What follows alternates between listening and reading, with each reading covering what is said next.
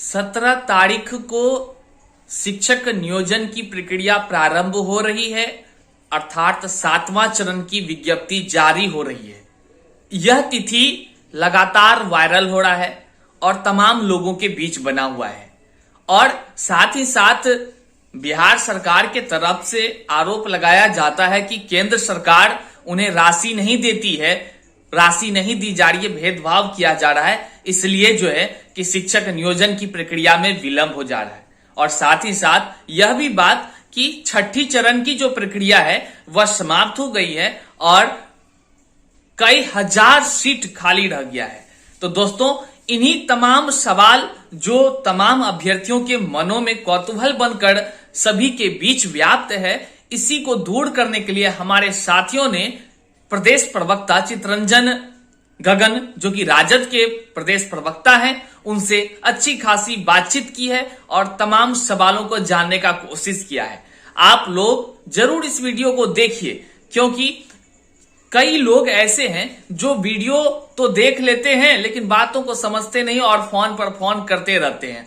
मैं ये कहना चाहता हूं कि तमाम जितने भी लोग इस वीडियो में आप देखेंगे जो संवाद किए हैं वो सब आप ही लोगों के प्रश्नों के माध्यम से किए हैं। तो तमाम अभ्यर्थी इस वीडियो को जरूर देख लीजिए कि क्या बातचीत हुई, क्या 17 तारीख जो 17 सितंबर जो कहा जा रहा है कि यह तिथि 7वीं चरण की विज्ञप्ति जारी हो जाएगी, तो कितना यह सत्य है आप इस वीडियो को अंत तक देखें और सारे बात आप खुद समझ जाएंगे। आप खुद ही तय कर लेंगे कि क्या यह सच है, क्या यह गलत है। लेकिन कहीं अगर धुआं उड़ता है तो कहीं ना कहीं यह निश्चित तौर से कहा जा सकता है कि आग तो लगी ही होगी।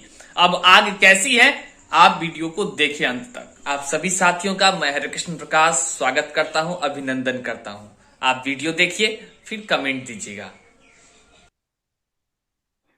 नमस्कार दोस्तों, मैं मिकू पाल आप सभी साथियों को प्रदेश में जितने भी सीटेड बीटेड भविष्य के भावी शिक्षक बनने वाले हैं नमस्कार। और हमारे साथ हमारे अभिभावक चितरंजन गगन सर जुड़े हुए हैं जो फुली सपोर्ट किए हैं और अभी तक करते आ रहे हैं। तो मैं चाहूंगा कि चितरंजन गगन सर को आप लोग स्वागत करें, वेलकम करें। नमस्कार सर। नमस्ते सर। नमस्कार उत्तम जी। जी नमस्ते। नमस्ते आप अभी जितने भी साथी देख रहे हैं शेयर कर दीजिए। सर के पास समय भी कम है और आप सभी का सवाल लिया जाएगा, जो भी होगा सर अपने ढंग से उसका जवाब देंगे। और थोड़ा आप लोग निगेटिव नहीं सोचिए, पॉजिटिव है। जब सभी लोग बोल रहे हैं इस बातों को कि 7वें चरण 2022 तक हम लोग करा देंगे, तो इस बात पर हम लोगों को ध्यान रखना चाहिए कि कहीं ना कहीं इस बात में सच्चाई छुपी हुई है। तब एक नहीं, हर कोई जो प्रखर नेता आगे रह करके इस बात को बोल रहे हैं। आज हम लोग सर से जानना चाहेंगे कि सर 7वें चरण 2022 को बोल रहे हैं कि आप लोग 2023 का मुंह नहीं देखिएगा, सर कितना तक सच्चाई है? देखिए, जो भी मैं बोल रहा हूँ पूर्णतः माने आश्वस्त होने के बाद ही मैं बोल रहा हूँ। 2022 में ही आप लोगों को 2023 में जाने का सवाल नहीं है। 22 में ही हम समझते हैं कि बहुत कुछ हो जाएगा 22 में ही, और काफी जल्दी से होगा। अब उसमें अब तो एक कहावत है देहात में कि बगैर आग के धुआं नहीं निकलता है। अब इधर 2 दिन से देख रहे हैं कई तरह की बातें आ रही हैं बाजार में, ट्विटर पर, ऐसे सोशल मीडिया में। हम लोगों से भी लोग सवाल पूछते हैं, तो सवाल पूछते हैं। अभी कई लोग साथियों ने सवाल किया कि क्या सर 17 तारीख को नोटिफिकेशन होगा। तो ऐसी जब बातें आ रही है, इसका मतलब कि जो भी अभ्यर्थी हैं या उनसे जुड़े हुए जो भी लोग हैं, कहीं ना कहीं सब लोगों का अपना एक सूत्र है।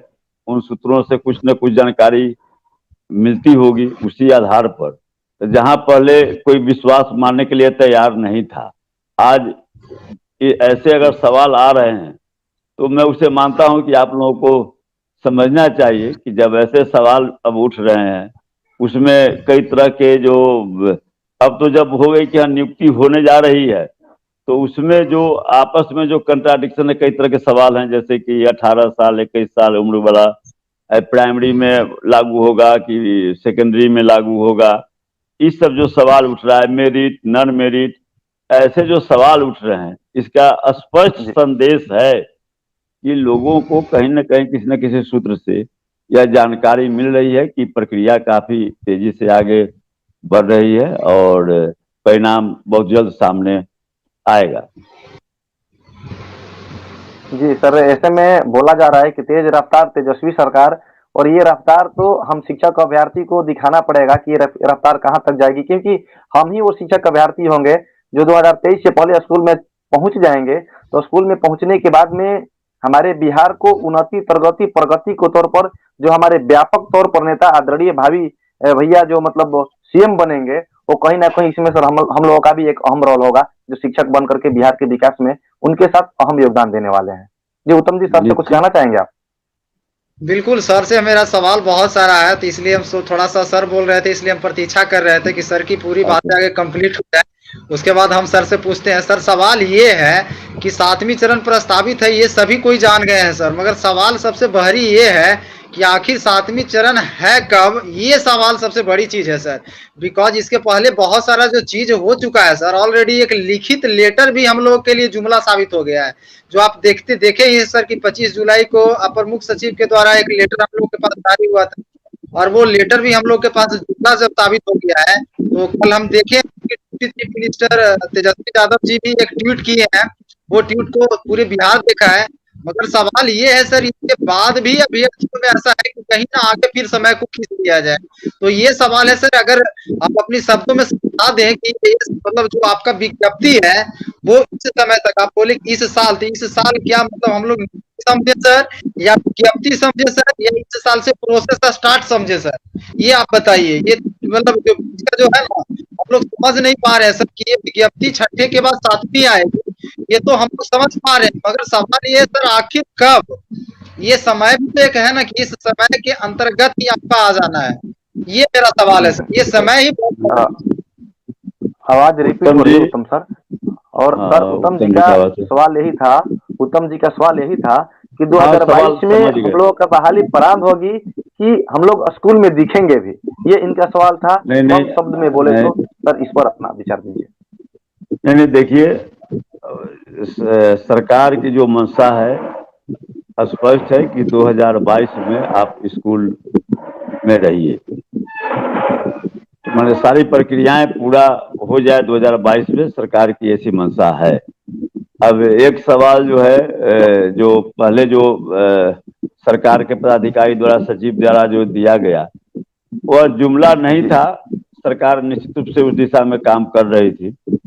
हालांकि सरकार में जो शामिल दल थे वो जुमलेबाजी करने वाले लोग जरूर थे, जिसके कारण प्रक्रिया में और जो नियुक्ति में जिस ढंग से देखे 6ठा चरण में एक लंबी प्रक्रिया चली, आज भी लोग मानते हैं कि 6ठा चरण समाप्ति नहीं हुआ, इनलेस रहा। तो यह बात तो जरूर है, और जो शंका होती है अभ्यर्थियों को, जो शंका है उसको इनकार नहीं किया जा सकता, क्योंकि इतने दिनों तक कई बार घोषणा हुई, कई बार आश्वासन दिया गया, जैसा कि आप कहते हैं हम भी जानते हैं। उस नोटिफिकेशन को भी मैंने देखा जिसमें कि रिटेन आश्वासन दिया गया था, जब आप लोग धरना प्रवाह गर्दनी बाग में थे तो दिया गया था। लेकिन स्वाभाविक है जब इतने बार चूंकि आश्वासन मिला और हाथ में निराशा लगी, तो अभ्यर्थियों के मन में जो शंका पैदा आज हो रही है उसी का परिणाम है। क्योंकि इतना ना धोखा खा चुके हैं, इसलिए अब किसी के बातों पर भरोसा करना, अब उन लोगों को थोड़ा लग रहा है कि भाई पता नहीं इस बार भी वही कुछ धोखा। अभी आपने कहा सर कि लेट हो सकता है, नहीं, आप लोगों के बीच से यह सवाल उठ रहा है, इसलिए मैंने कहा कि यदि, मैंने कहा कि यदि उसमें शब्द का प्रयोग किया कि यदि हम आधिकारिक रूप से उसके बारे में अभी कोई जानकारी उसके बारे में है नहीं। शिक्षकों के लिए वेतन की राशि केंद्र की तरफ से कोई सहयोग नहीं मिलता है, इसको लेकर भी भारी बातें विवादों में रहा है और वायरल हो रहा है। इस पर पूर्व उप मुख्यमंत्री जो सुशील कुमार मोदी जी थे, उन्होंने केंद्र के तरफ से जवाब देते हुए, मतलब जानकारी लेकर के जवाब देते हुए कहा है कि केंद्र सिर्फ सहयोग करती है, बाकी शिक्षकों का वेतन का जिम्मेदार केवल बिहार सरकार होते हैं, कोई भी स्टेट का सरकार होता है। तो बात स्पष्ट हो जाती है कि कहीं ना कहीं इसमें हम लोग या तमाम शिक्षक अभ्यर्थियों के लिए अगर कुछ भी अगर संभव हो पाता है तो वह बिहार सरकार के तरफ से, और सभी शिक्षक अभ्यर्थी तो दिन रात मिल करके एक दूसरे के साथ आवाज़ दे करके सरकार से गुहार लगा ही रही है और उनसे निवेदन कर ही रही है। तो बहरहाल देखना है क्या 17 तारीख को वाकई में 7वां चरण की विज्ञप्ति जारी होती है या पुनः यह लॉलीपॉप के तरह हम लोगों को प्रेषित की गई एक कह लें तो धुआं उठाया गया है। हालांकि अभी आपने जो वीडियो देखा, वीडियो के माध्यम से कई बातें आपको स्पष्ट हुई होगी। अगर जो भी चीज़ आपके मन में संशय है आप वीडियो के कमेंट बॉक्स में अवश्य कमेंट कर देंगे।